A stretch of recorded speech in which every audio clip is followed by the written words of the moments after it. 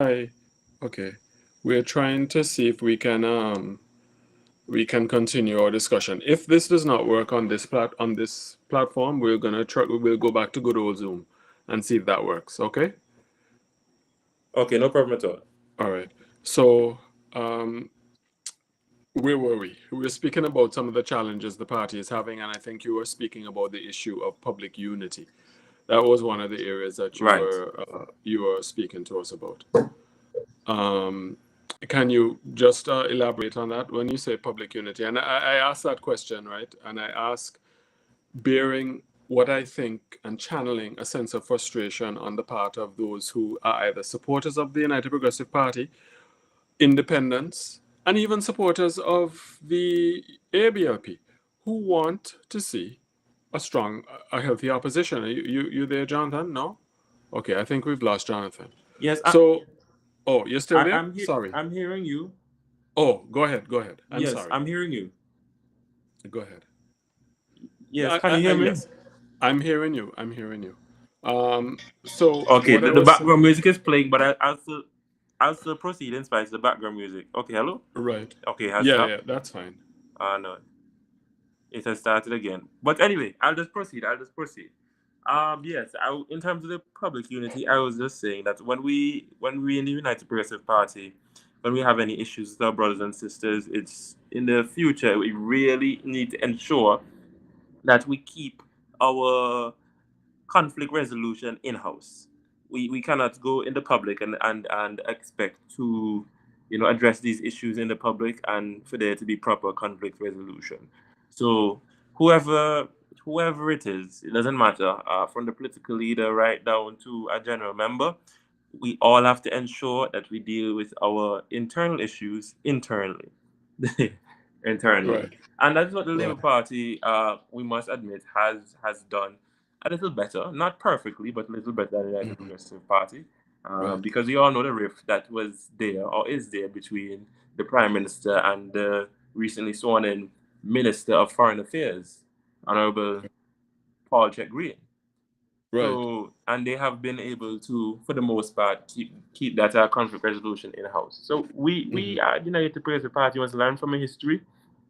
Whenever we have a convention or there's a election or whatever it may be, and someone who we may not have supported or someone who we support is Right. in any issues or situations, we have to ensure that we just deal with that, brother to brother, sister Hmm. to sister. That's the point I was making. And Right. No. whenever a party is appears to be disunited, the electorate, generally speaking, no matter which country you're in, does not tend Yeah. to feel confident enough to support that political party. So that is one of Right. the main major issues that we must address Right. expeditiously. I think, as I was saying in the framing of the question that you're responding to, one of the areas of frustration that persons had is that there were similar challenges in 2018. There was 2023. 2023, I think the party had it pretty much had the formula kind of right, which is why, well, the party almost won, right? But for 6 votes in a certain constituency. Um, of course, there are different factors. There was the factor of Asad Michael. There was the presence of the DNA and their impact on the elections in certain constituencies, a la 6 votes. Um, but still, there have been persistent challenges within the party as it relates to unity or factions and so on. So people are frustrated. So, what assurances can you give? Well, I know that's a tall order, but what can you say to those who are concerned that the party may yet find itself 2, 3 years down the line in the same boat, especially given that there are questions about the current leader? And I'll get to that in just a minute. Well, what I can say, Darren, Mhm. which is quite frankly just the truth, and I can't say anything else here, really and truly, because the electorate are not fools. So the party will never be perfect. However, Mhm. we can always strive for that perfection. And to bring some sort of comfort, the executive, members of the party, supporters, and well wishers, party leadership, we are looking at new ways that we have never employed before or utilized before to ensure that there's public unity going forward. I won't get into those specific strategies because it won't just simply won't be wise to do that Right. on I air. wouldn't ask you. But I wouldn't ask you because I know you're gonna tell me you can't tell me. what I'm saying is that we are considering options that we have never used before to ensure that we keep the flock, within where it needs to be. So really and truly, for the party, for everyone, the biggest thing is unity. Because no matter what the leader is, Daren, it could have been Dr. John Winston Baldwin Spencer. If there are people within your own party who are, just not presenting a united front, it's not going to look well for the party as a whole. It's not going to look good for the leader. We've been here before, unfortunately. We have been in a situation where there was disunity publicly. You mentioned it before in 2018. There was public disunity, and we saw the results following the public disunity that happened from the convention before the 2018 election. The Prime Minister saw the situation then. He called a snap election because of the situation of the public disunity within the United Progressive Party being a major factor. And we saw the same situation where there was one seat won by the UPP, and that was on a different leader. That was on the Honorable Harold Lovell. We fast forward to 2026. Unfortunately, we have ended up in the same situation. So the party as a whole, its well-wishers and supporters, executive and leadership, has realized it's time to utilize new strategies to ensure that we keep everyone within the ranks, everyone stays in line, and that there's unity publicly. And that doesn't mean that you don't have disagreements, Darren. Because you can disagree with anybody on anything. This is politics. Politics is about coalition building. Coalition simply means there are people with different opinions, different ideas than you do. Hence why you need to form a coalition. So we have to find ways to keep that coalition together, to keep it running smoothly. And we have identified some new strategies, and we will employ them, and hopefully, and we do believe that they will be successful going forward. Right. There were a number of people who left the party after the last convention. We know them all. The most famous, of course, would be Anthony Smith, who is now an MP. He left the party, he removed himself from the party's whip, became an independent, and he was caucusing, of course, with the government. He was a member of cabinet, etc., etc., and now he ran in this election as a member of the Labour Party and successfully defeated his opponent, the aforementioned Harold Lovell. There was Dr. Mansour. There was the former public relations officer of the United Progressive Party, and I smile only because it just sounds so weird, because Jonathan and I had so many battles. Not Jonathan, Damani and I had so many battles as he represented the party's interest. So there were a number of high-profile and not so high-profile losses to the party. Who is to blame for those losses, in your view? I mean, many of them pointed the finger of blame in certain directions, but who would you blame for those defections or those departures? Darren, honestly, I don't think it would be beneficial for anyone to do a blame game here tonight. I think the most important thing that the United Progressive Party must do is to look inwardly and to see what could we have done to perform better at the election. Now, there's always that famous saying, let me not even use a saying. Most of the times in life, Darren, it's not the situation that you're handed, it's what you do with the situation that you are handed. So that is that is the mindset of the United Progressive Party now. What happened, happened. Those who left, they left. There's nothing we can do about it. We can't go back in time. So we would have to learn from what happened and the experiences that happened there, realize what happened there. But I'm not going to come here and publicly and blame anyone for that. They left, and perhaps they might come back, because let's go back again in recent memory, Darren, in 2018. It's recent because I can remember it and I'm young. Right. So 2018, Darren, we had a situation where many members of the UPP left the organization. Quite a few joined the Democratic National Alliance, DNA, Darren. And now, 2 election cycles later, almost all of them are back under the United Progressive Party. I did this in 95% of the people who left the UPP are now back as members of the UPP, even executive members Some were candidates in the last election that just went. So Right. I'm not going to blame anyone who left. I'm not going to close the door of returning, because you see, one of the most famous stories in the Bible is the prodigal son. So I would never close the door on anyone who wants to come back home. Yes. So yes, the United Progressive Party is about people first, all inclusive. So we make mistakes in life sometimes, Darren, but at the end of the day, sometimes you have to come back home. And you never know, in the next general election, they might be coming back home and working for the United Progressive Party. It's not the end of the world. The UPP has even gone through worse. We've had clean sweeps, Darren, in this country. And we've had to find a way to fight back and come back from clean sweeps. Not just one and two clean sweeps, several clean sweeps. Labour Party has clean swept the polls. So it is not an easy task to fight the Labour Party in Antigua and Barbuda. But the most important thing, no matter who you lead, if it's the Honourable Baldwin Spencer, if it's Harold Lovell, if it's Jamal Pringle, whoever a future leader may be after the Honourable Jamal Pringle, Darren, there has to be public unity. That's the most important thing. I don't care if you had Barack Obama's 2008 campaign team. If the own members of your team are not united publicly leading up to the election, you cannot convince the electorate once the bell has rung that this is a united front, because the damage has already been done. And in our case, the damage was done for 2 years consecutively. 2 elections consecutively.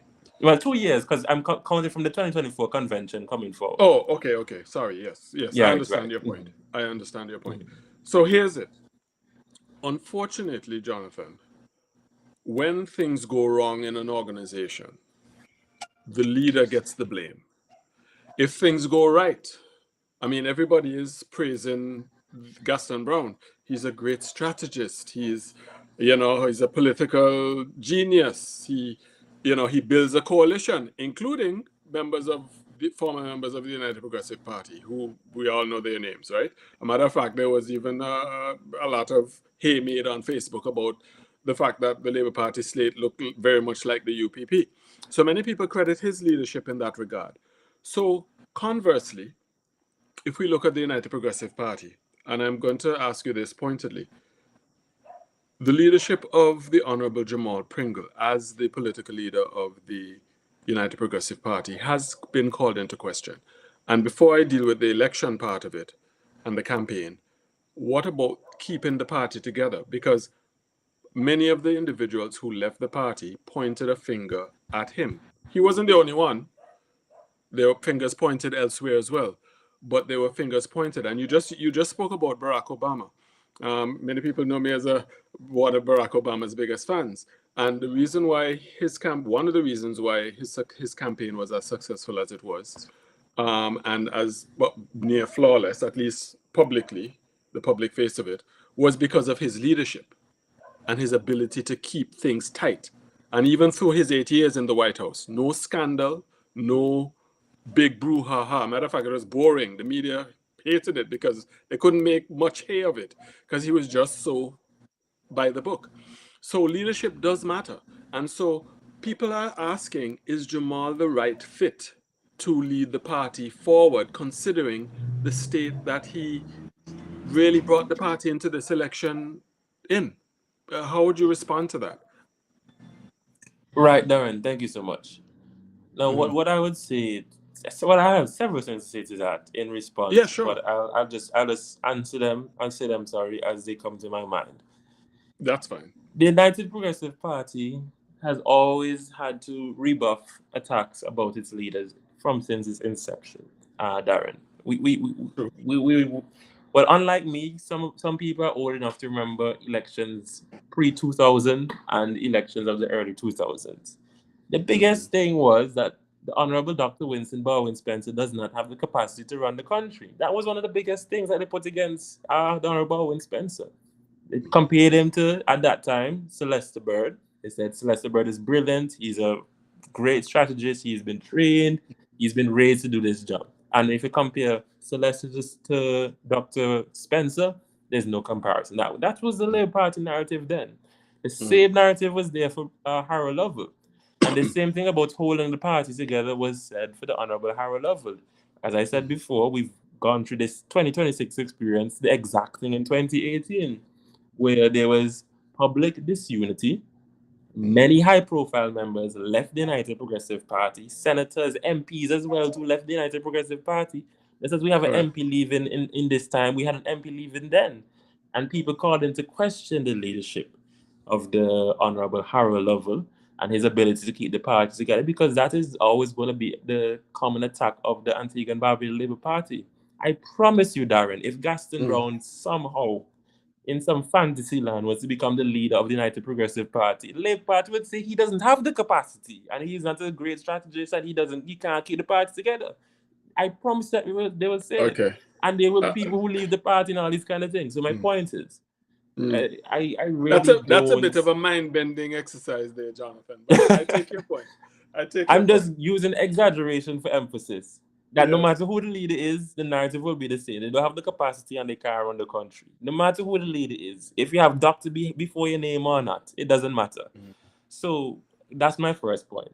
The next point I wanted to make. In fairness, Dr. Baldwin Spencer was not Dr. Baldwin Spencer in 2004, as I recall. I believe he would have acquired that either during yes. or after. Just for the record. Yes. But yes, but I take your overall point. I understand the overall point you're making. Well, and that's what a political opponent is supposed to do. Supposed to undermine confidence in the leader. And I will say, to bolster your point, dare I do that? During the campaign, I heard more about Jamal Pringle from the Labour Party than I heard about Gaston Brown or about what their plans were for the next term, honestly. Because they realized from the poll numbers that people already had doubts about Jamal, and they played on that. So to what extent do you agree with that point?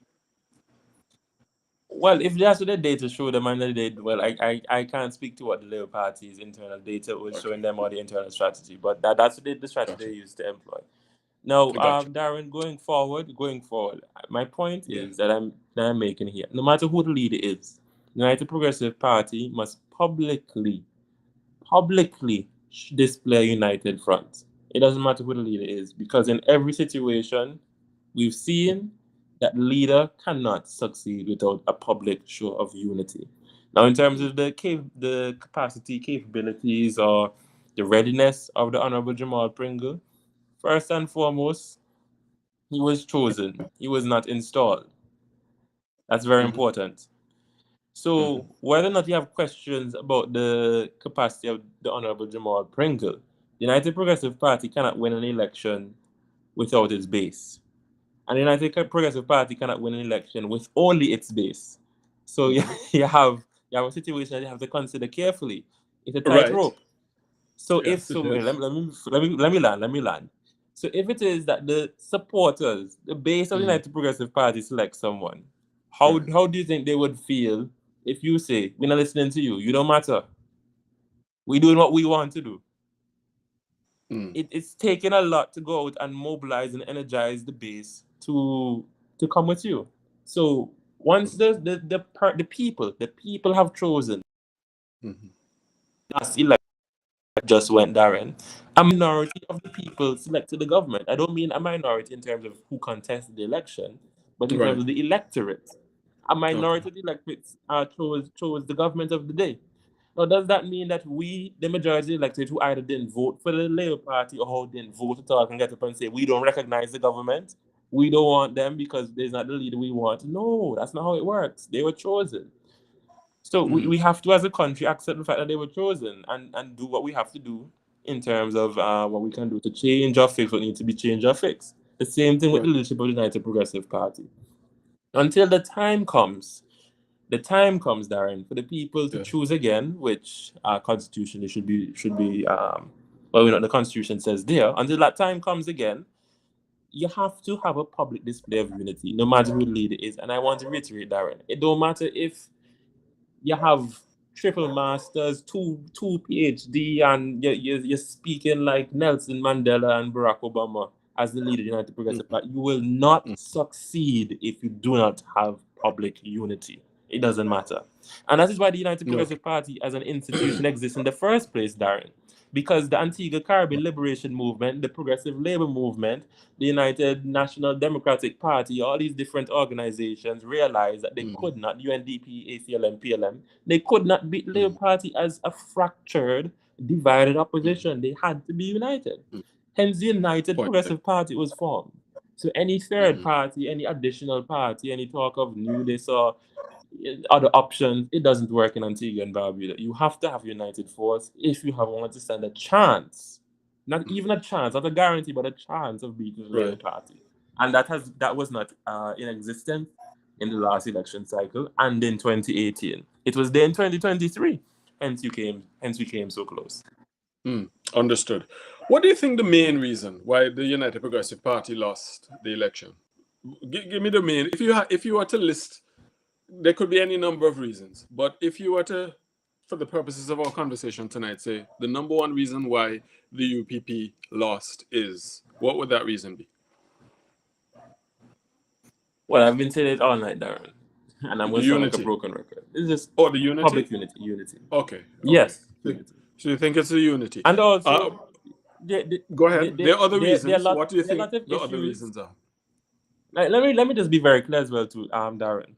Yeah. The Honorable Jamal Pringle himself would admit there are things he could have and should have done better in preserving the public unity of the party.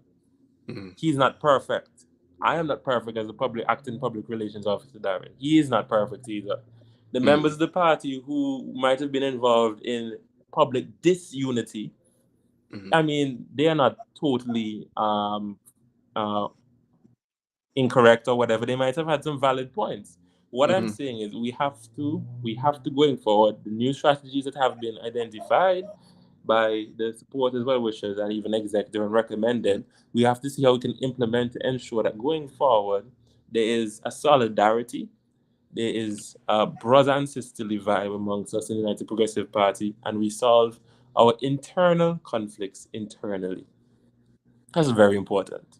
Right. Very, very important. Because trust me, Daren, if Richard Lewis was elected at the 2024 convention and there are people leaving the party and there are people saying all kinds of things about Richard Lewis and airing his dirty laundry out in the public, I mean, you really won't stand a chance as United Progressive Party to win the election. I'm just being honest. It doesn't matter who the leader is. If there's public disunity and if your own people are tearing down each other publicly, they can't. It's a very uphill task to take the government.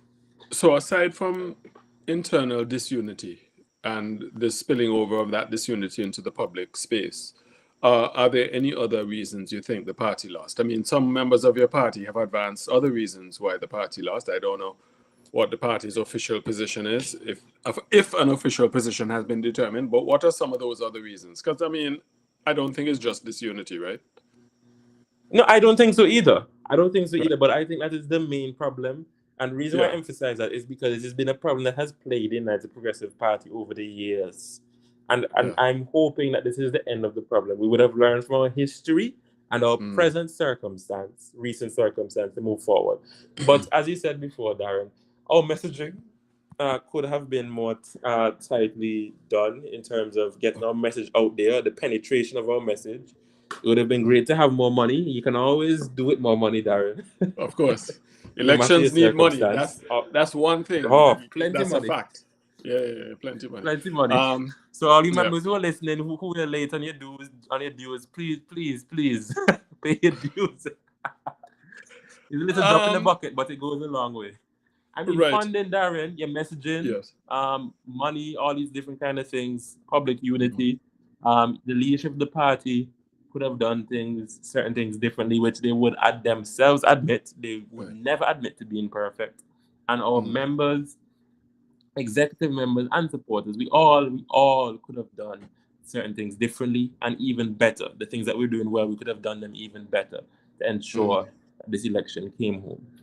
But for me, Daren, everything else is secondary to public unity. Because you change Jamal Pringle tomorrow and you put in whoever it is, Richard Lewis, Kelvin Chugi, Simon, Ashworth, no matter Daren Matthew-Ward, it don't matter who you put there. I wouldn't qualify. Within the party, I'm not a member of the party. I'm just giving examples. Don't worry, Daren. Don't worry. If the people within the party do not present a united front, it's not going to work. I hear you. I hear you say you're just using it for emphasis, right? Or an example. But, they have some crafty people on, well, wherever out there, and they will take that clip and say, see, Daren is a member of the UPP. Anyway, you know how it Right. is, right? I can't get away from, and both sides do it. Both sides try to figure out where I lean, which is a good thing. Um, the issue of bribery, though, the members of the United Progressive Party, the chairman no less, have made comments in the public domain speaking to the issue of bribery. What role, if any, did you think bribery had in the election? And I say bribery in air quotes because nobody has been charged. Nobody has gone to the police and said, hey, there was an attempt to bribe me. It has never happened as far as I know in Antigua. I suspect it never will, given the way the laws are currently constructed. But your response to the bribery question. Right, no problem. Remind me to speak about, after I make this point, about the law as it relates to treating members of the electorate, because we do have to change something about that. But Right. before I get to that, I want to say, Daren, that not just only the members of the UPP or even Madam Chair, but our Prime Minister recently elected would have made comments as it pertains to bribery. He would have said that he would have admitted and boasted to giving out cash, saying that Says he's it's a doing it to duty help of the care to people. citizens in need. Mm-hmm. He said it's a duty of care to Right, citizens in need, essentially. right, Yeah. right. However, Darren, we do have laws that say you ought not to exercise. Well, let me not put it like that. You ought not to be giving people certain things at certain times. With every duty of care comes responsibility. With every freedom, every privilege, every right, you have responsibility. Freedom Correct. of speech, you have a responsibility not to slander anyone's name or not to do anything that is libelous, right? Yes, correct. So I mean, freedom of assembly, you have certain responsibilities that if under certain conditions, if there's curfew or there's certain things, states of emergency, you don't have ultimate freedom of assembly now.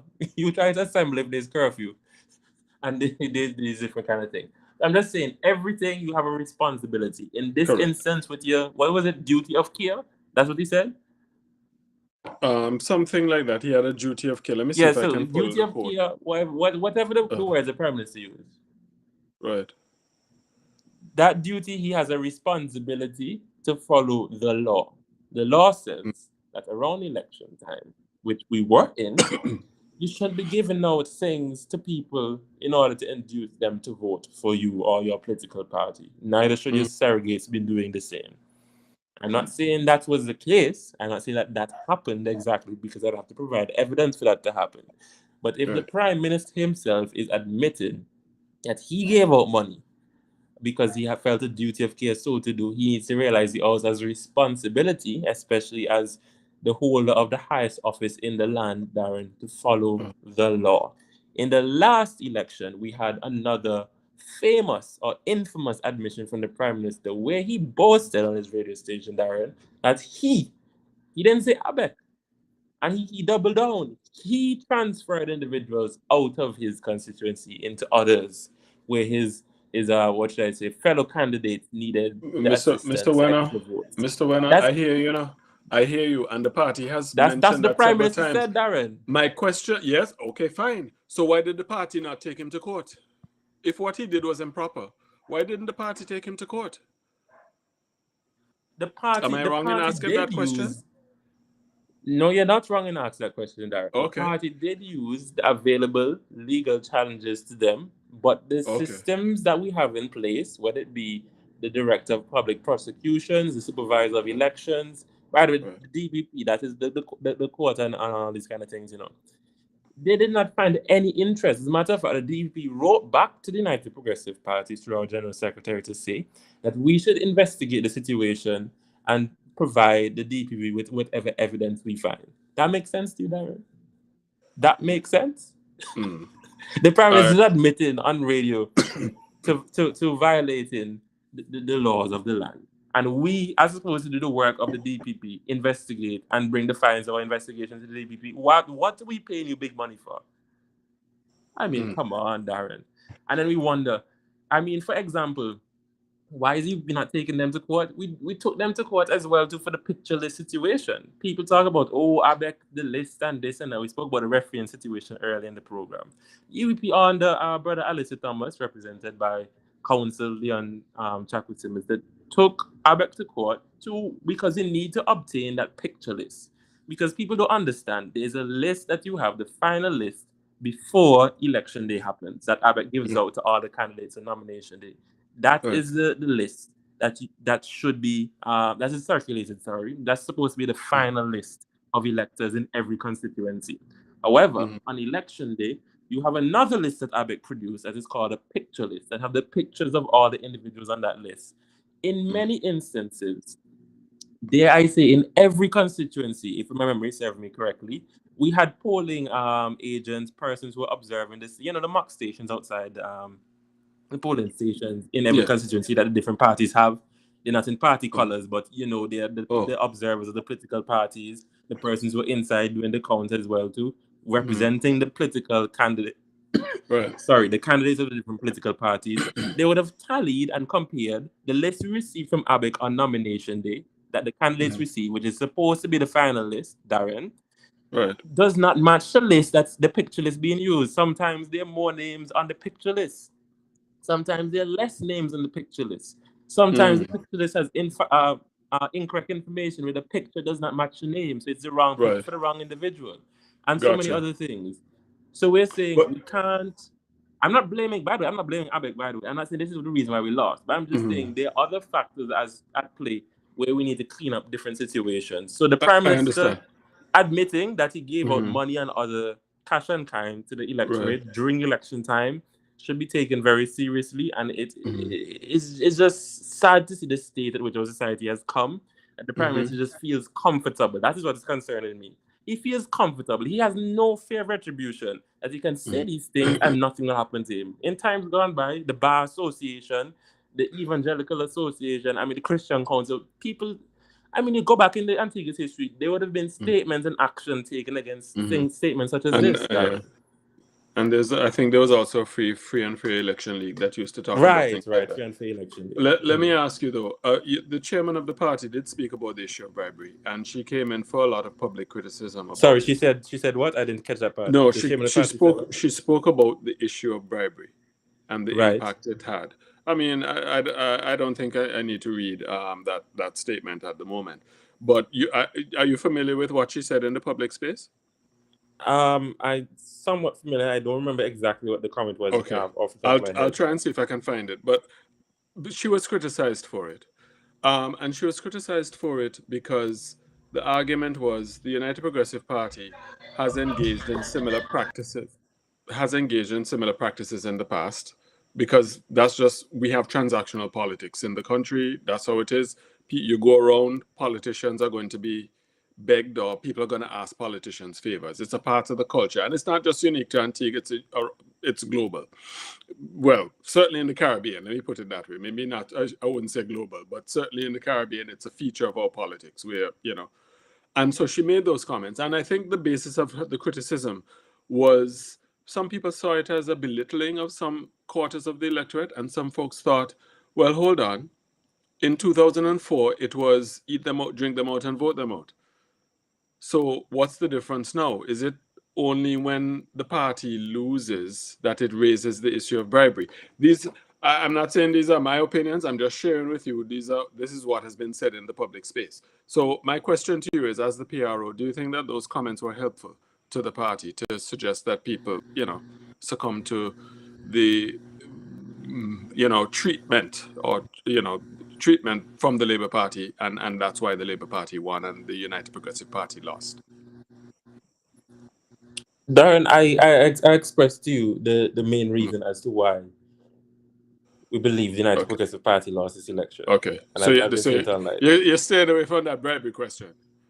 No, I just started off by saying what I believe the main factor is that contributed to the defeat of the UPP, and that was a public disunity.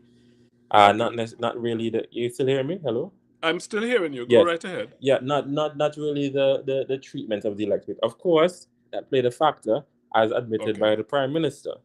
Right. who seems to be comfortable in admitting when he violates the law, unfortunately, for our Right. society.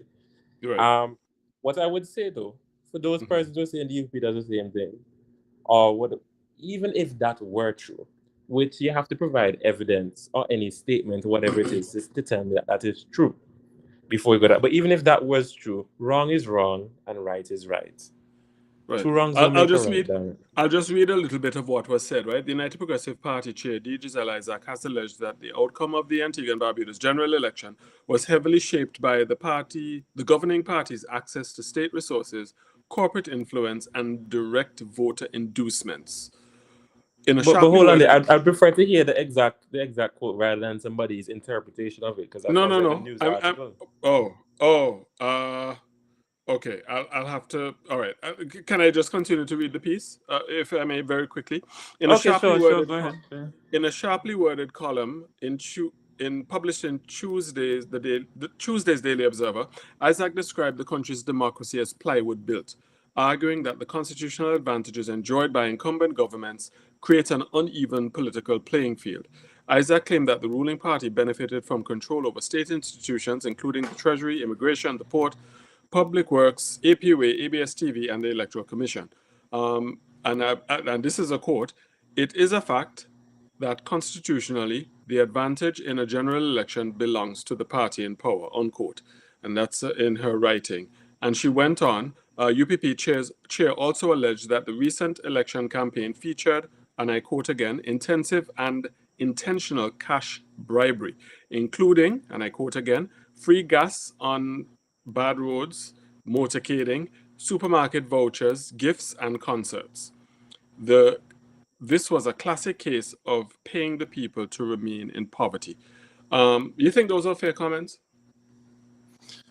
Even in the news article, which is an interpretation of what was written by Madam Chair, I didn't Sure. hear her saying that the election was lost or won because of that solely. I just hear her saying that those things happened, which I Fair don't enough. think Fair enough. anybody, I don't think anybody can deny that those things happened. Mm. So to say that she is now equating that the electorate were foolish enough to be tricked by the treatment, I don't see that. Well, I think the That part that stoked the ire of a lot of people, and I continue to quote, and I'll wrap this up fairly soon because we have a number of other questions and we already lost time because of our technical challenges. To thousands of families squinting because of the high cost of groceries and living with termites, the cash in hand and plywood were more attractive than the opposition's plans to make life better, healthier, and more affordable. to thousands of families. Right. So I would have Yeah. preferred to see the quotes for myself rather than somebody's Okay. All interpretation. right. But what Fair I would enough. say, Fair enough. Darren, a Fair lot enough. a Fair lot of enough. what Madam Chair said in terms of the concerts, the cash given out, which what the Prime Minister admitted to, All right. um, the large billboards, which were excessively large and all these different kind of things. People were saying, why is Right. best to build a house with them things than use them for political billboard? And all these Right. different things. We know these are things that happened. So I'm not going Mm-hmm. to say that that is why the Labour Party won or the United Progressive Party lost. Right. But it is just a factual thing that the Antigua and Barbuda Labour Party has access to government resources Mm-hmm. at their disposal in an election. Right. So, for example, I just give you one quick example, Darren. At Public Works, Sure.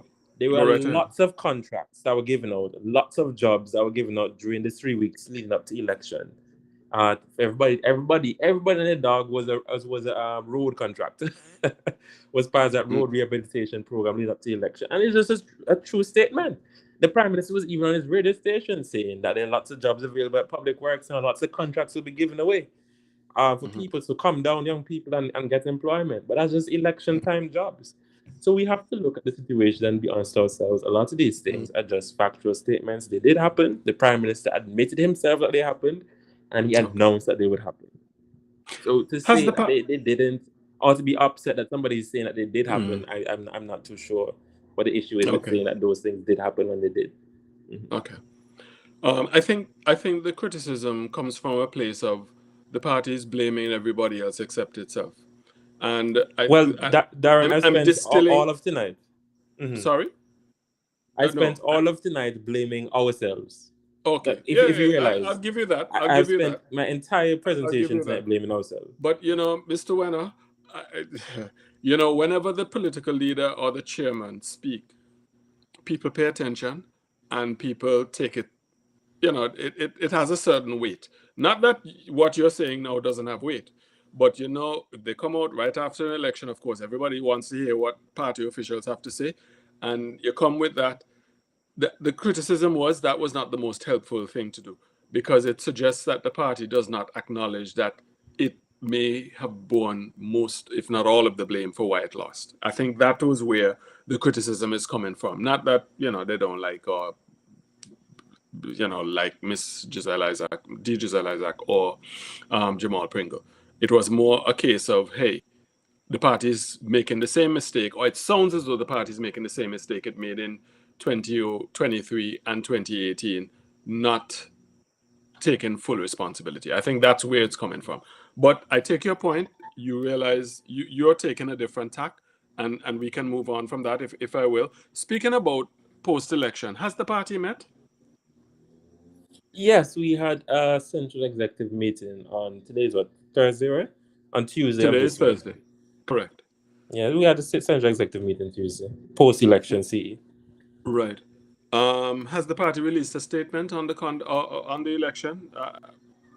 I know each candidate Yes, has, but has the party issued a statement to say, "Hey, we congratulate Labour Party, blah blah blah. We're going to meet in caucus and try to determine the way forward." Something like that.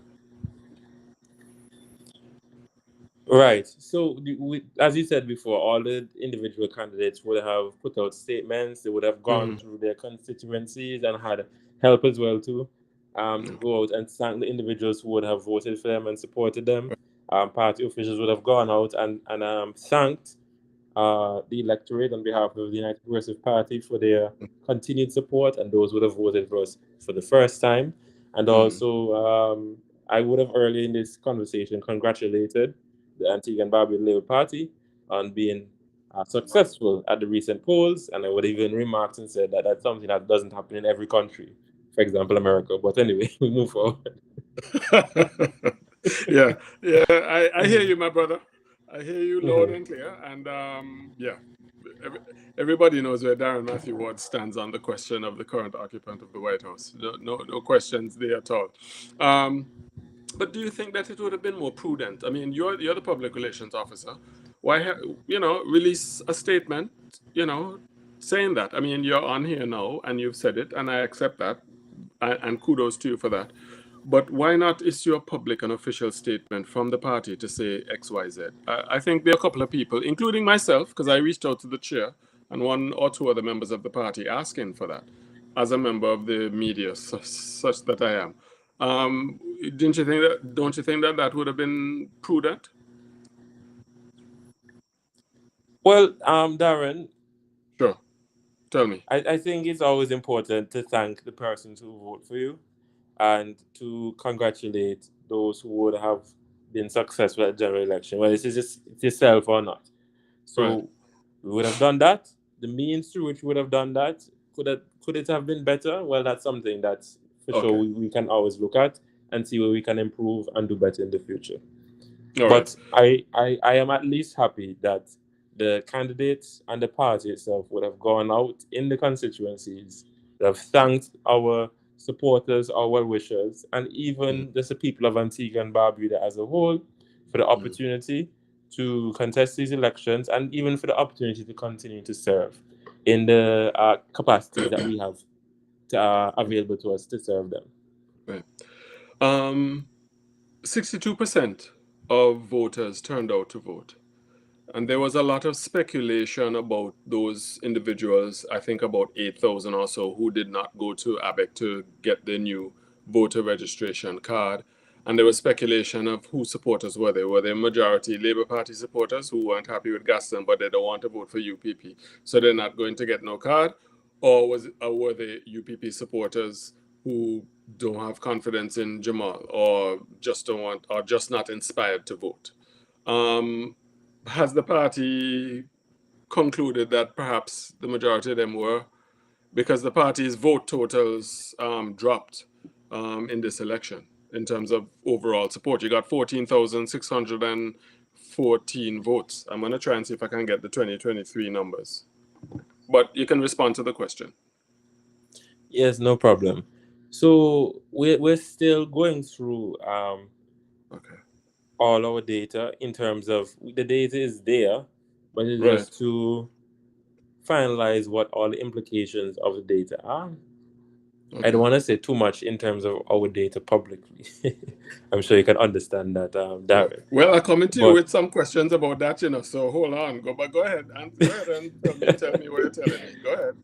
yeah, Mm. right. But just to say that I Darren, I can't get around it, because every question it always come back to this, An The unity organization must question? be united.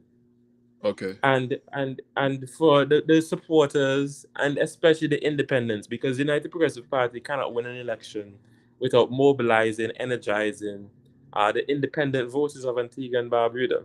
Because if you just face facts, the Labour Party's base is a couple thousand more persons larger than the base of the United Progressive Party. So whenever the Yeah, UPP wins we the accept election, that. That's the advantage of a it legacy must party. draw independence. It's the advantage of a legacy party. They have a base that's unshakable. They have the majority because they were the first party and they were the only party for quite some time. So they have that inherent Yes. advantage. We accept that. That's a known. That's a known. But there was an unknown in the lead up to the election, and I think I asked that question a couple of times. Who is going to be affected more by the 8,000 plus people who didn't go to collect or apply for their new cards? And the suspicion is now that the majority of them might be United Progressive Party. You agree with me? Party supporters. Do you agree with that? Or Well, I would just say, Darren, it might not just sure, be United Progressive Party supporters, but as well too, because independents do account for, or independent-minded people, just to be more clear, like me? account for quite a Yeah, large percentage of the electorate or the voting right. population of Antigua and Barbuda.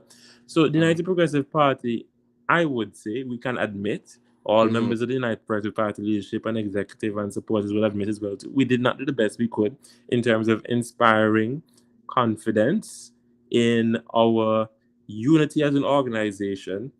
And Mm-hmm. therefore, because there's not total confidence in the unity of the organization, the confidence and the motivation of the electorate, whether it be UPP supporters or independents to go out and vote or to have their cards replaced, might not have been as high as it would have been had there Right. been true public display of unity. Mm-hmm. And Understood. everything comes back to unity for me, Darren. Everything. Everything comes back to unity. So unity is your theme tonight, or lack thereof, and I think that will give some people some hope that the party recognizes that, hey, they recognize what the problem is, as far as that is concerned. Now, there was a report in the Daily Observer about a conversation with a certain pollster, a regional pollster, not Peter Wickham in this instance, but Don Anderson, where there was a conversation held with the political leader about under whose leadership the party would stand a better chance. And the report was that, the polls would have indicated that people had more confidence in Mr. Lovell. Can you verify whether or not those conversations actually took place? Is that reporting accurate? Sorry, and the polls. Sorry, the The last the part you're saying was, and the oh polls show that the the people poll had what? the polls were indicating, or the numbers were suggesting, that people in the country, voters in the country, would have been more willing to support the party if Mr. Lovell was the political leader than Mr. Pringle. And this was a conversation with pollster Don Anderson. Are you familiar with that article?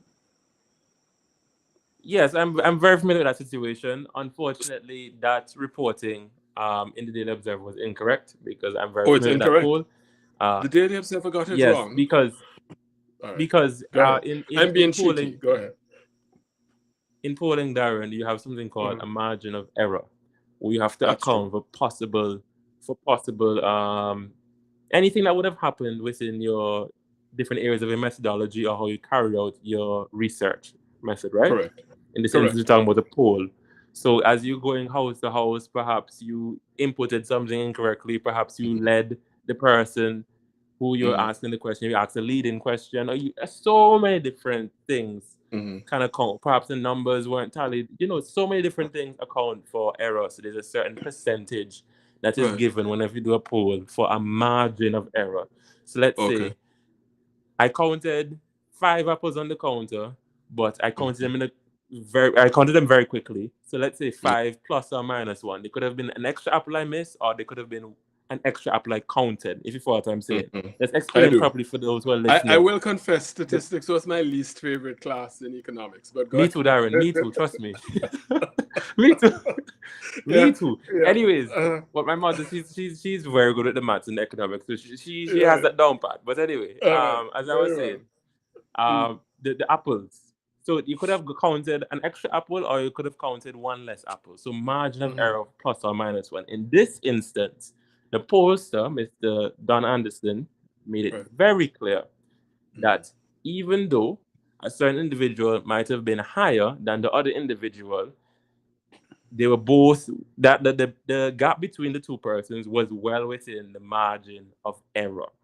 So even though one person might have a higher percentage, that ought not to be taken as the people surely have more confidence in this person leading the party, because it is within the margin of error, that plus that extra apple or that one less apple that I might have counted in or not counted in error. I hope that is as clear as possible for the people. Yep. I think it's fairly simple. Whenever we as journalists or persons who have the public's trust report and issues or stories, you have to ensure that we cover our bases to report the facts as clearly and truthfully, factually as possible. In fairness to my colleagues at the Daily Observer, they did make that point. It was within the margin, within the margin of error. So that was included in the article. I wasn't reading it verbatim. So I fail to understand how I'm seeing all these headlines about the UPP had data that they ignored. You can't. You say the UPP ignored obvious data. I got you. You can't be. Well, I guess they say clickbait nowadays is just trying to get people to click on the article to read. But still, you have a responsibility as the fourth estate, as the defenders, the first line of defense in democracy, to ensure that what you feed into the people is true, from the headline down to the bottom of the article. And that poll that is being called into question, it clearly showed that the two individuals, Honorable Jamal Pringle and Harold, were within the margin of error. I think that is, come on, man. So coming out of the last election where you almost won, there was almost 8% swing away from your party and a 13, almost 14% swing in favor of the Labour Party. Do you attribute that all to the unity issue? Or there are other factors, you think? Yes, there are other factors there. Of course, there are other factors.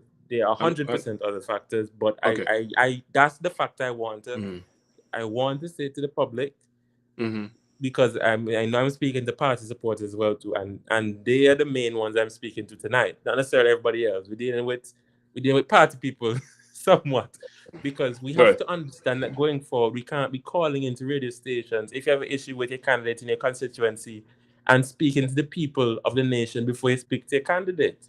Or we can't have a brother or sister in the executive or in the leadership and we going on and speaking to the people before you go over to the next bedroom and talk to your brother or sister. I mean, we have to deal with internal issues internally first and foremost. Are you muzzling your supporters, Mr. Weller? I'm not muzzling my supporters. I'm just saying what all Caribbean families know. The greatest offense you can commit as a child of a Caribbean parent is to carry a family business or conflict outside the house. That's the most blows you get in your life, Daren. Trust me. Speaking from experience. Anyway, I will leave that there. But no, on a serious note though, I mean, there are a range of issues. There are economic issues, whether it be cost of living, price of fuel, which of course is connected with cost of living. There is infrastructure, the road situation. There is water, which still remains a challenge, and of course there's the issue of leadership. And as I mentioned to you earlier, listening to and following the Labour Party campaign online, they spent a great amount of time focusing on Jamal Pringle and his leadership. And, of course, posting some unflattering pictures and unflattering videos. They focused on that because their numbers told them that Jamal was the weak point.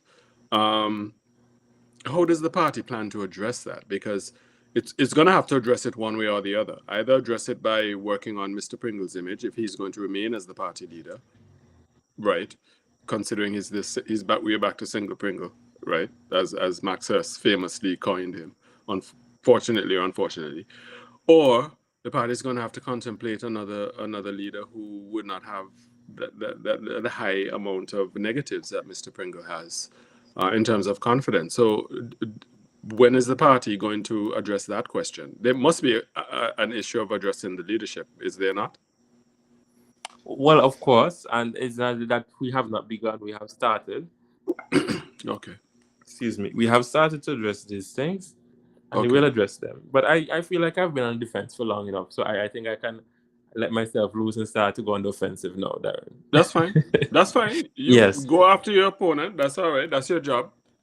Now, when I look at the leadership of the current Prime Minister that we have, Gaston Brown, when I look at how he treats women who oppose him, no, it amazes to me that you scrunch up your face, Daren, because I mean the Prime You Minister see, that's the is known. disadvantage. I can't see you, but you can see me. Anyway, go ahead. Yeah. I was a little surprised, but go ahead, make your point. The Prime Minister is known. Unfortunately, it brings me no joy to say this, The Prime Minister is known to be quite vulgar in his attacks against people who do not support everything he does. Not even people who are just UPP supporters. Anybody with a dissenting voice, he's vulgar in his attacks. So whenever the Prime Minister comes out and calls for unity and let's work together for nation building, but at the same time, and Daren, allow me to say exactly what the leader of our country is saying on social media and online, which is there forever. Sure. And not on any soon to them, This is on his official page as Gaston Brown. Go right ahead.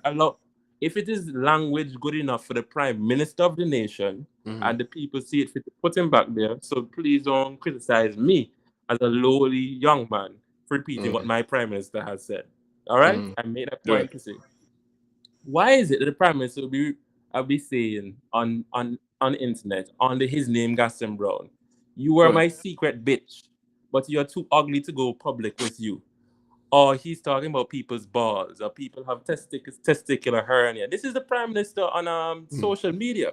The Prime Minister is making comments about people's toes. The Prime Minister himself, is taking time to Photoshop pictures, to Google ugly toes on the internet, and to Photoshop them onto UPP candidates, and then to post it on his Facebook page and criticize and talk about public works need to barber green people's toes.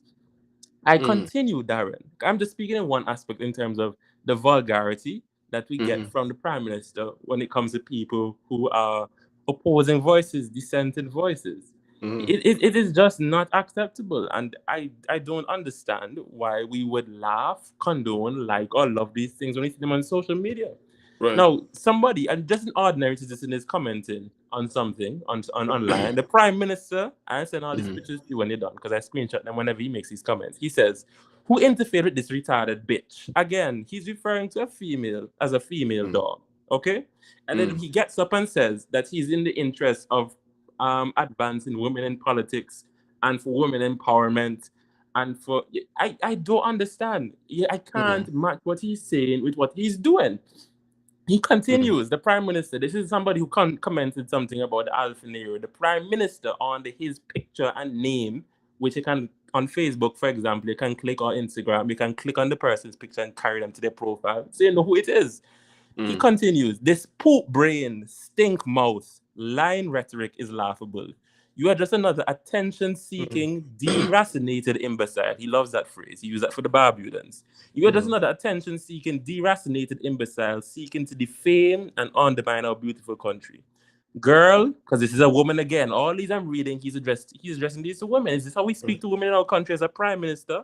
He says, girl, stop making yourself a blasted fool and do something constructive with the time. While you're at it, fix that ugly face of yours. By the way, if you continue to defame me, I will sue your ugly ass for defamation. This is the Prime Minister of a country and how he's behaving. And I said before, if it's good enough language for the Prime Minister, it's good enough language for me to repeat, because nothing happened to him. Nothing should happen to me. That's the example he has set. But let me land this in conclusion, because I have many more I could read, but I'll end it there. In conclusion, that is one aspect of the leadership style of our current Prime Minister Gaston Brown. And I'm asking him kindly, please change it. Because young people like me who are coming up, this is not what we want to see. This is not the type of statesman-like politics that should happen in Antigua and Barbuda. This is not the unity that you claim say you want and you're calling for in our nation.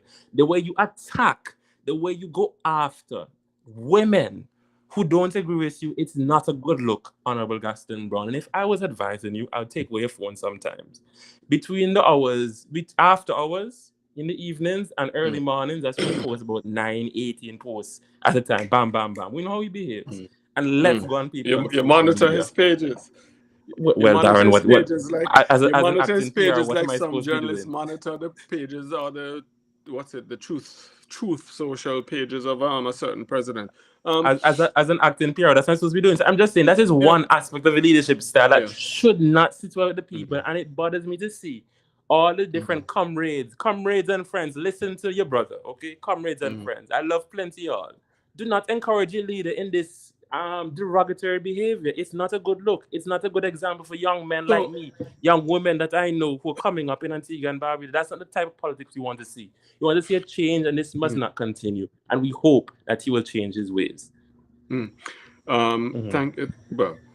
Thanks for sharing those thoughts, Jonathan. But let me ask you, why then have so many people gone out and voted for Gaston Brown and the Labour Party, and so many people shied away from voting for the UPP? Your voting total or percentages declined from the last election, and I mean, it's more than just disunity. I think there may be something deeper. I don't know, and that's just speculation on my part, to be fair.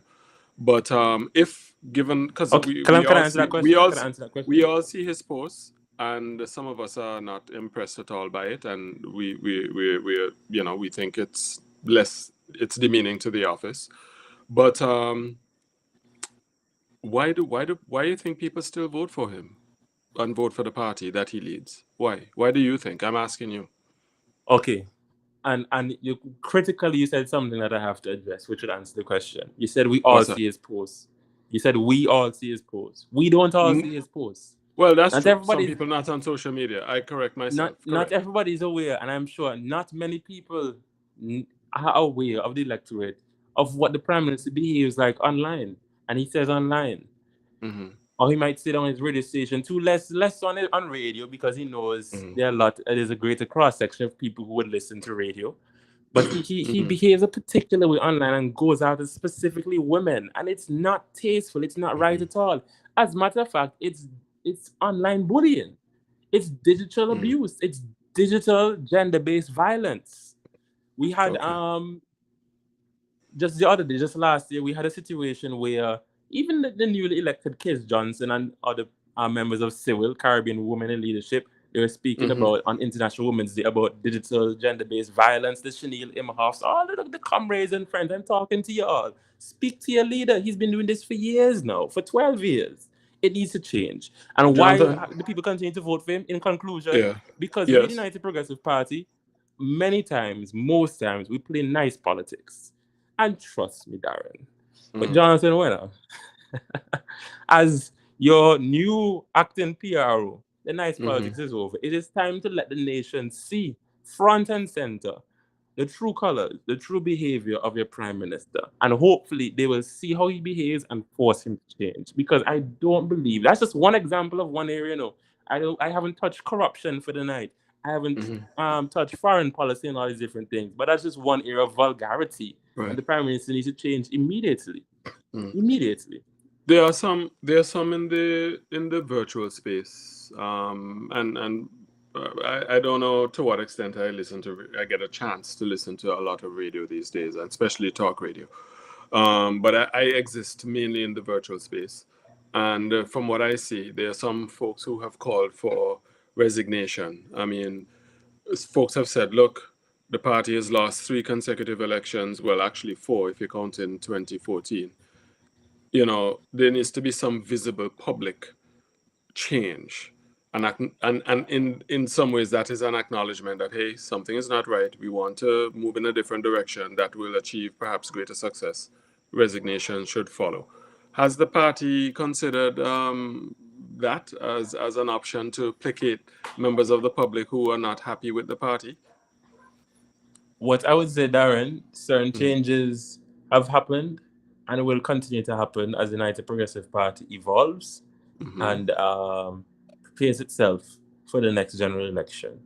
I mean, people might say, "Oh, it's another 5 years." We don't believe it. He'll wait another 5 years, but certain changes have happened, will continue to happen as the UPP continues to evolve. And I'm speaking about the leadership and all the other aspects of the political party. So why is the Announcements will come in due time, because I don't see a face perk up in due time. I'm not announcing anything before. So changes are coming. All right. Yes, Darren. All right, changes are coming. So, all right, fair enough. We'll see what happens. Hopefully, you'll remain where you are, because you have plenty of fans out there, even on the other side. To what extent does the party listen to the public? The party has been criticized, and some of these questions that I'm asking actually come from questions that have been fed to me in preparation for this interview. Folks who go on our Facebook page, or folks who have me, they send me a Facebook message and they say, "Hey, Daren, ask Jonathan this, that, or the other." To what extent is the party mindful of comments that are made on social media? Your political opponent does it. Sometimes I wonder if he finds time to sleep or do other things. But he pays attention to comments and as you know, responds to them, sometimes not in the best way.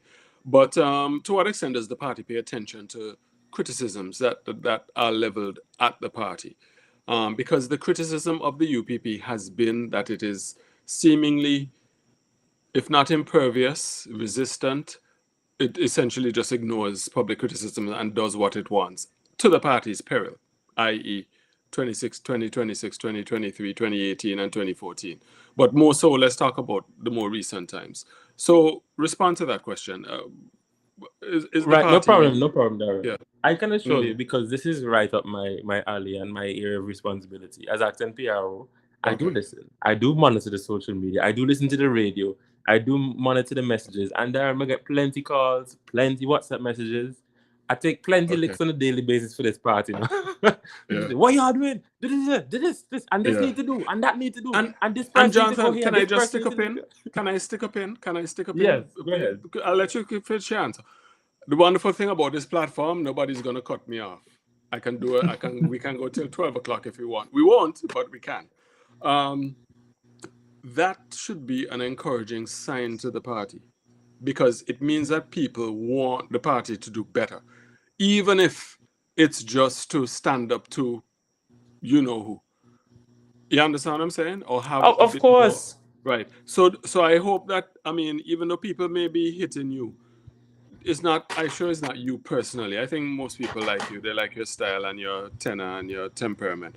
But don't take it personally. But people want to see better for the party. I just thought I'll stick that one in there for good measure. Right. And I do believe so as well. And Detroit has beat the Cleveland Cavaliers 107-97. I'm a Detroit fan from since school days, so I'm sorry. I'm happy to see that notification on my phone. Sorry, Jonathan. Go ahead. Yeah, no problem, Darren. I understand the sports enthusiasm, because when Arsenal made it to the Champions League final, I was quite enthusiastic myself. Okay. Who is that again? My son would know. Arsenal Football Club, the Champions League final would be. You're gonna? We don't discuss this. That's the only time I wear red, Darren. You're gonna. Yeah. The only time I wear all red is Arsenal. You're right. Anyway, we digress. Go ahead. But yes. As I was saying, as it relates, I do, because it's right up my alley to listen to the complaints, the people online, on radio, messages, calls, everything. Because everybody has their suggestions on what should happen and what shouldn't happen. And I appreciate that, because I always tell people, I love your passion. And I'm happy that you still have that fire in you. Because as long as you still have people who have that passion and that fire to continue the fight, we have hope. Because where there's life, there's hope. Right? And fire is life. So I listen to their suggestions. I listen to their criticisms, constructive or unconstructive, because don't shoot the messenger. Try to decide what is good in the message. And we take those as a PR team. We take those back to our leadership and our executive, and we make our suggestions. And the party decides the way forward, moving from there. So we do listen and continue to send the messages. I don't mind. I listen as people cuss and we good to go and we move. I don't harbor any ill will towards anyone, no matter what it is. One of the criticisms Jonathan, is that many have said that. Hello, Jonathan, you still there? Yeah, I'm hearing you clearly. Okay. Sorry, I just saw your picture go. Many have criticized, and let me read. This is actually a question from Twin Island follower.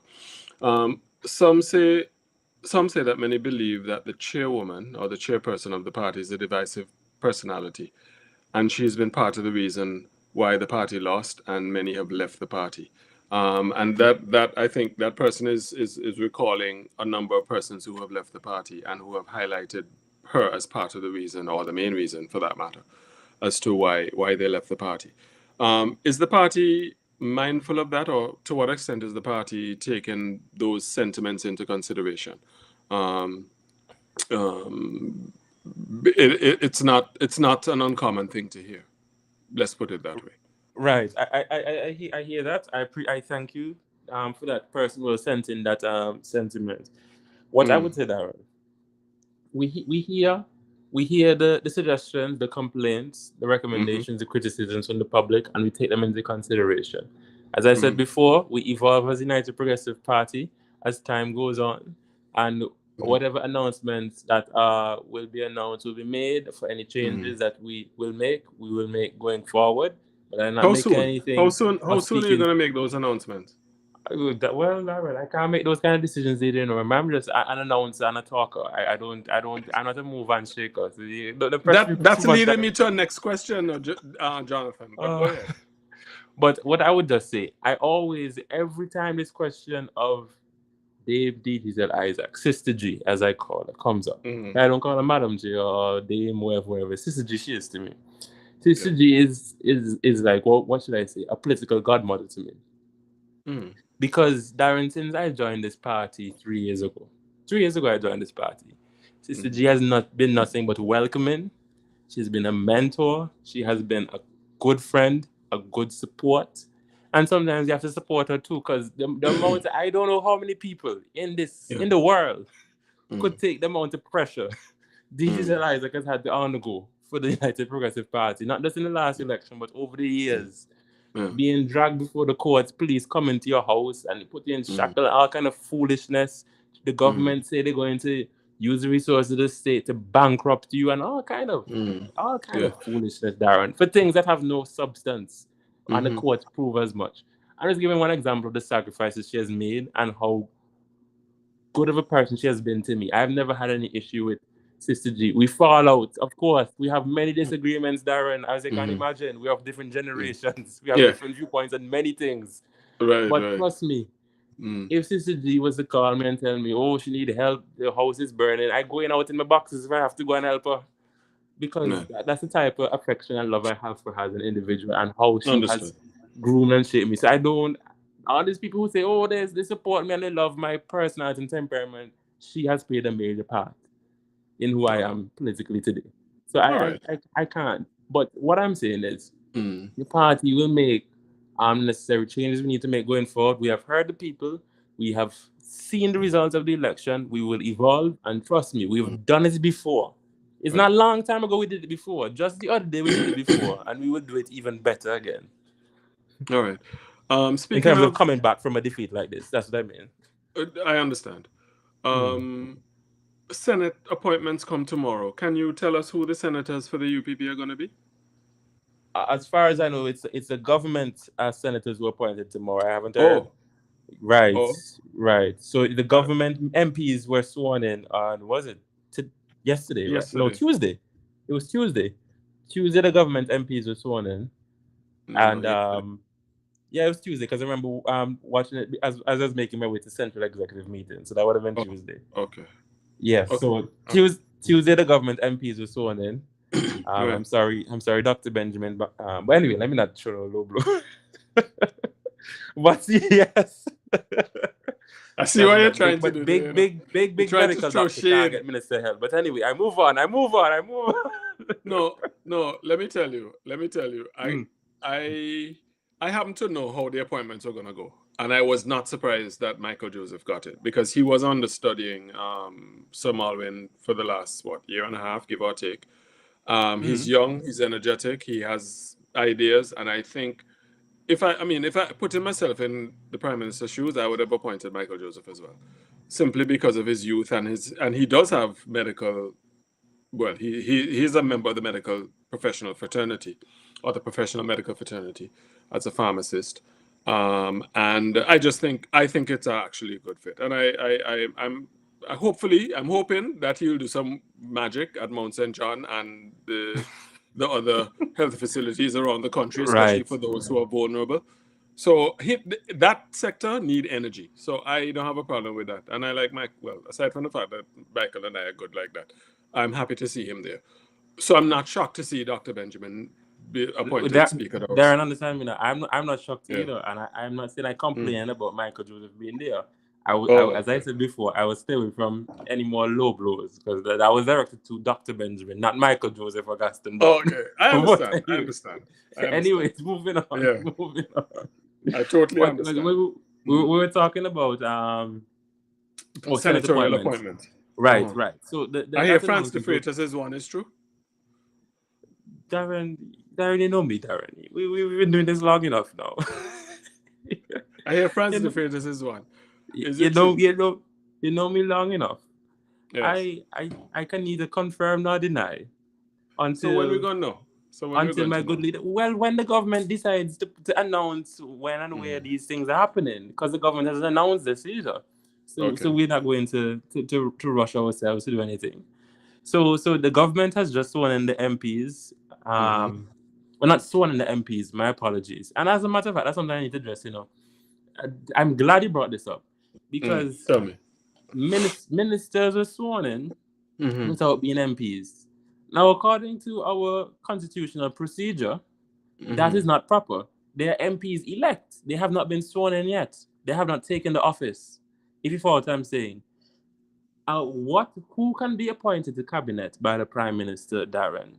Only members of Parliament. Nobody's a member of Parliament as it is right now, Well, they have to go to Parliament and swear. They have to go to Parliament to swear in as a member of Parliament.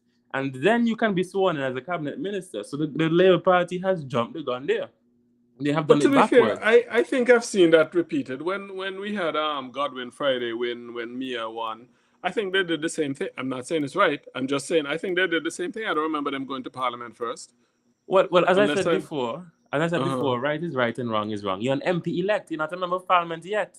You're voted in by the people. You have to be sworn in. It's official when you're sworn in.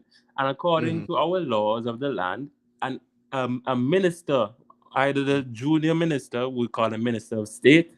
Well, with Minister of State, we call him junior minister, or the substantive minister being the Minister of Education or Minister of Sports. They must come from either the Senate, a senator, a sitting senator, or a member of Parliament. The only one who doesn't need to be a member of Parliament is the Attorney General. The Attorney General just needs to be a practicing lawyer, if you follow what I'm saying. So that's the only one who's exempted. And so what I'm saying is that was done in reverse. But anyways, the government ministers were sworn in. The government senators are Friday, and we will hear when the announcement is for the opposition senators and MPs, because the opposition MPs also have to be sworn in as well too. All right. And the leader of the opposition, is that a matter that's in question? There's been some public debate suggesting that there has never been any question about the leader opposition.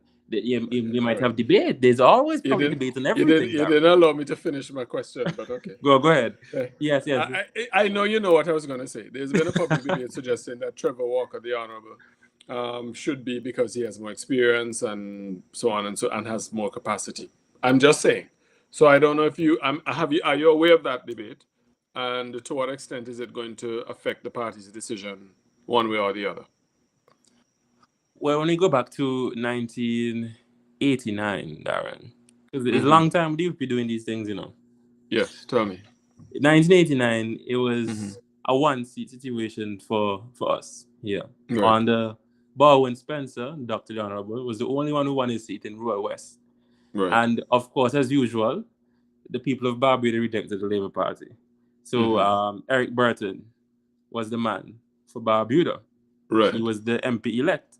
So you had Baldwin Spencer as a first-time member of parliament, and you had Eric Burton as an experienced individual.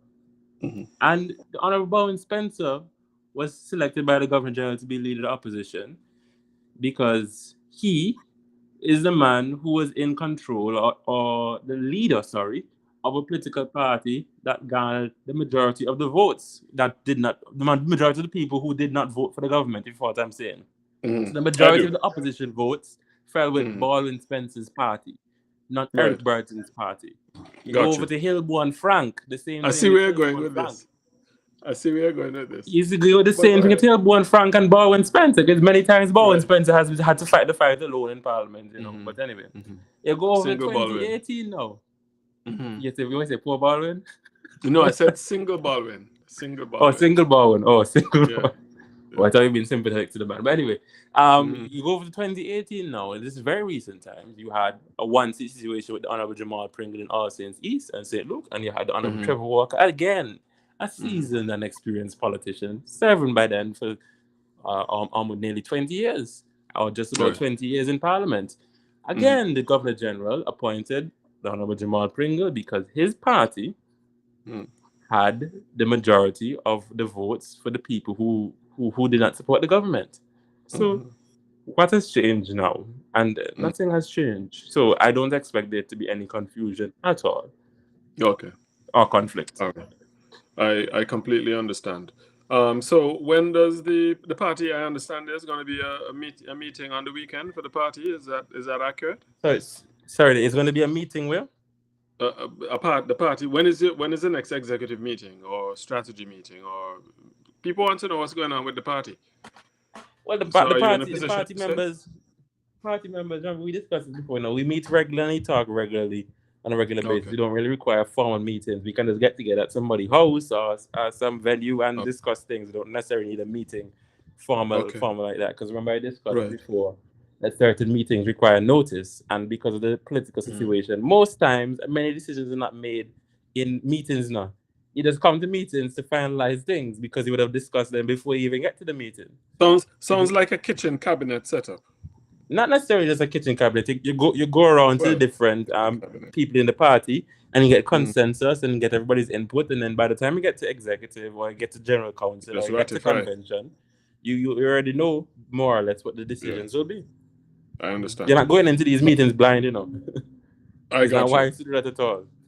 So, Honourable Prime Minister Gaston Alfonso Brown, Prime Minister, Minister of Finance, Corporate Governance and Public-Private Partnerships. No surprise there, right? In terms of the appointment. Were there any surprises? I'm not going to go through them all. Paul Chet-Green, of course, Minister of Foreign Affairs. Charles Fernandez, Minister of Tourism. I do remember them. What I'd say down to save you reading them out. Yeah. What I found interesting. Yes. And people go say, "Oh, why Jonathan speaking about this?" But I just find it very interesting because the Prime Minister has spent 12 years, almost 13 now, telling the people of Antigua and Barbuda that the UPP is a dead organization. You have nobody of substance, nobody of quality. You're scraping the bottom of the barrel. That's his famous term that he used for the UPP, scraping the bottom of the barrel. And Daren actually counts the cabinet members, not the ministers of state, because I'm getting to them just now. Count the actual ministers, and they're more former UPP supporters and members amongst the cabinet than they are Labour Party. So how is it you're scraping the bottom of the barrel? Dr. Benjamin is one. No, Benjamin is not in the cabinet. He's a deputy speaker. Sorry, yes. You said in cabinet, sorry. But he's also former UPP, I'm just saying. Right. Not Kiz was independent. The next one would be Dwayne, I guess you'd say Dwayne George. I guess. Come on, man. Dwayne George is long-standing. Dwayne George was a campaign man. Is you Mickey? Is Brother B send him off and make him get all his qualification and everything? Campaign, Brother B campaign in court, right? Campaign for Shuggy. Campaign for Shuggy, and so I mean. Talking about Shuggy, what happened to Shuggy, partner? What happened to Shuggy? What do you mean what happened to Shuggy? I gotta confess, that one shocked me. Well, I shouldn't say shocked. It surprised me, but didn't shock me. I did hear some rumblings from people in the constituency that Shuggy was in trouble, but I still felt, because of his, I guess, the force of his personality, that he would have pulled through. Why I think Shugi lost? If I may ask you to pull, I'm not going to ask you about any other loss because we'd spend the rest of the night. But particularly Shugi, because that's a seat that a lot of people were betting would have come through for the UPP. Well, I'm trying to decide what I should say and shouldn't say on here You're because trying to choose your words carefully. Go ahead. yes, Sorry, yes, I do that Darren. every day. And Well, it's not that I I'm do saying that every day. I'm thinking of saying anything negative at all about Shugi. It's just the information that is Right. available to the party. I don't want to say too much to the public so they can know where we get our information from. But it is Okay. disappointing, let me say. It is Yes. disappointing that the Honorable Kelvin Shugi Simon was not successful in retaining the seat. We were Mm-hmm. really looking forward to him retaining that seat for United Progressive Party. But even the margin of victory for Honorable Dwayne George, it was not a large one at all. No. So it That is not tends to be a something. close constituency, though, to be fair. I don't think Uh, he won by a large margin last time either. Shogi won by over 200 votes. He beat Samantha by quite a bit in the general Well, election, and okay. he beat Dwayne by quite a bit as well too Mm. in the by, considering it's a by election as well. So Right. so Okay. so in recent times, that is quite by far the smallest margin of victory that there has been. Of course, you congratulate the winner, but we were really Yes. hoping that Honorable Kelvin Simon would have pulled through. Unfortunately, he did not, So, and we have to so, move so you forward. can't tell me anything about why you think he lost without divulging any secrets. Well, there are many different factors that would have contributed to Honorable Simon not keeping his seat. Hold The on. most important thing is that he got Yeah. fewer votes than his opponent. That's the most important thing. So his voters stayed home.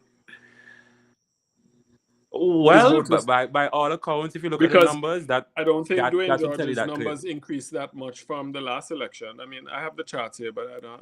My eyes tired now. I don't know how to go through all that right now. But his votes remain roughly the same. Shugi's votes is what seemingly fell, and so the question is, they stayed home. Does the party have any idea why?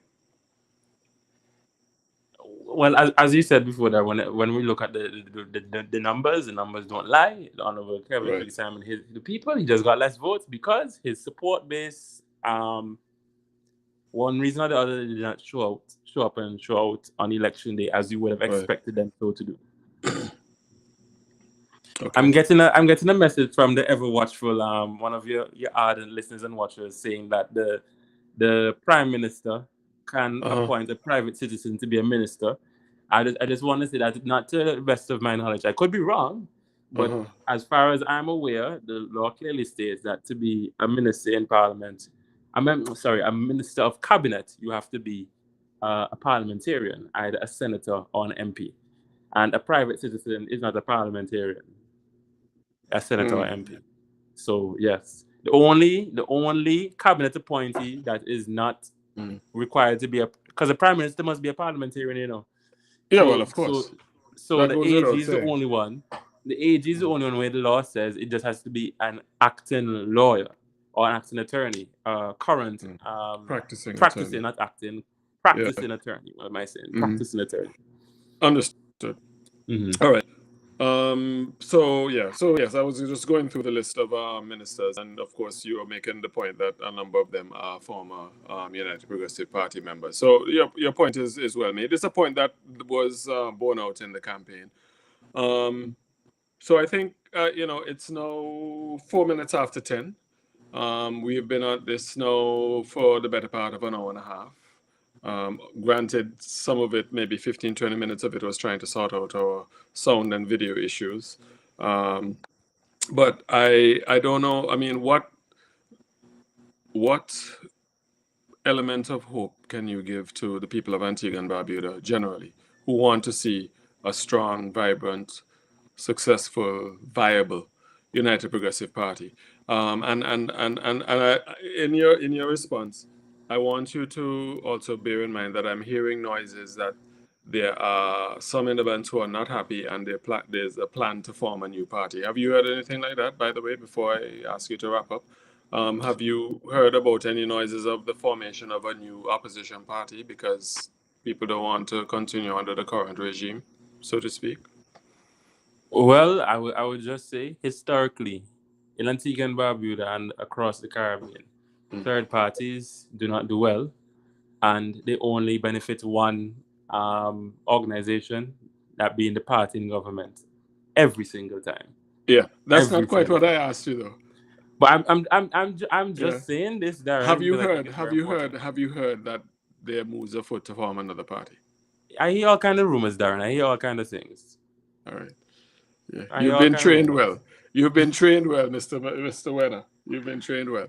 All right. So, just any thoughts that you have you'd like to share with us before we wrap up Oh, tonight? yes. I just want to answer the first original question you asked me just now in terms of what hope can we give to the voters. Mm, mm, Um, what I can assure the voters is that United Progressive Party, mhm. the UPP, Yes. we have heard you. We have seen the complaints that you've made. We have listened to your recommendations. We will change what needs to be changed. We will evolve what needs to be evolved. We will put in the work of convincing the electorate of our plans, our programs, our policies, of our leaders, old and new, whether Mm-hmm. they be old leaders or new leaders. And in the future, judge us by our works, please, please, please. And I just want to say to all party supporters, there's life, there's still the passion, there's still the determination to fight. Therefore, we have hope. We have been here, unfortunately, we've been here several times before, and we've come back every time. People always say the UPP is dead, the UPP is done with. In 89, opposition was done with in the country. In 84, when there's a clean sweep, the opposition was done. In 94, the opposition was done. 99, the opposition barely alive until in 2004. I'm not saying we're going to wait that long again. We fully expect to do our best to win the next general election, which is possible, as we saw from the 2018 to 2023 cycle. It is possible to do so. And we'll fight our best. Where there's life, there's hope, and we'll put in the work, and we'll do our best to keep this government as honest as possible, hold their feet to the fire, and advocate for better for Antigua and Barbuda. Are you likely to be a candidate in the next general elections, Jonathan Wenner? I don't even know what is likely to happen tomorrow if I'm likely to wake up in the morning. So everything, God willing, Darren, and wherever my party sees it fit and where it's necessary, I will serve my party and my country. That's what I'm Jonathan, here for Jonathan trying service. to be Jonathan trying to be smart with a older warrior than himself. But yes, all right, Mister Buena. But I gotta tell you that the sentiment, of course, one of the privileges or crosses, depending on how you look at it, of what I do, is that people share their opinions with me, and people want to see a clean house. When I say a cleaning of house, meaning we've spoken about that already, change in the leadership. They want to see new candidates. Some of the candidates who've run 2 and 3 times and not won. Oh Lord, Jack. Remember when some years ago the Prime Minister said he like winners, not runners?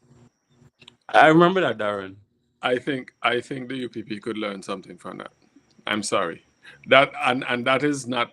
I mean, that's a little bit of my opinion. I must admit, but it is also reflective of the opinion of many people. There's some folks who run and run and run. They don't win, or they perform worse this time around. Oh Lord, no. Mm-mm. If the party is serious about What be, can I show you, Darren? Because I've been repeating this phrase. The changes yeah. that need to happen will happen. Because I've been saying it, but I can't tell exactly what's Okay. going to happen. But I'm telling you. All right. I'm telling And you, I'm Darren. trying in all sorts of ways to try and see if I can peep your card, but no The problem. changes I'll that need wait to happen patiently. will, and the Yeah. evolution has begun, and you will see. You will see, Yeah. Darren. All right. Let me just say to you and to all the members of the United Progressive Party, um, I am sympathetic to the cause of the United Progressive Party because anytime you are getting involved in the political arena in small societies like this, it's a sacrifice. Sacrifice financially, sacrifice, I mean, just resources generally, not just financially. And sometimes it takes a toll on the individuals and their families. It's not an easy road. And so I do sympathize, and I want to say that I thank you and I thank Madam Chair. If there's one thing I can say for her, is that my interactions with her are always pleasant. We don't always agree, sometimes we have some rough talk, so I can understand what you were saying. She like, why you think, why you think that? But that's my opinion. And, she takes it on the chin and she give as good as she gets. And I know for her, it couldn't be easy. I know for Jamal, I mean, it can be easy being the butt of jokes or, comments about his intellect and his capacity and so on. It can be easy.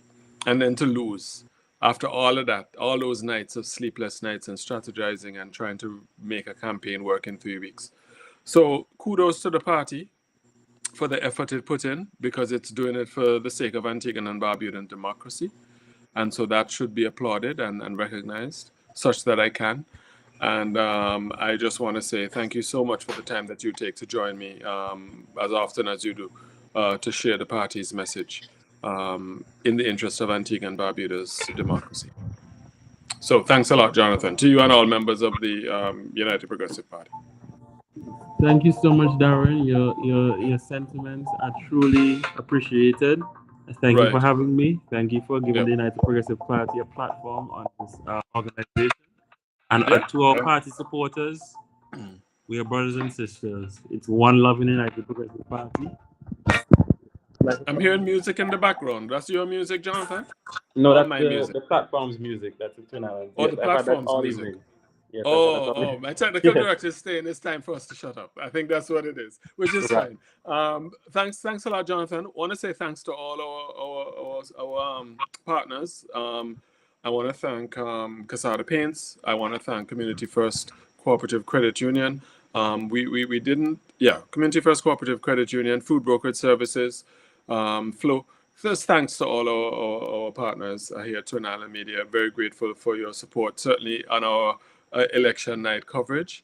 And I just want to say thanks to all those who stuck with us through our technical challenges. And it seemed as though we had a pretty decent live tonight.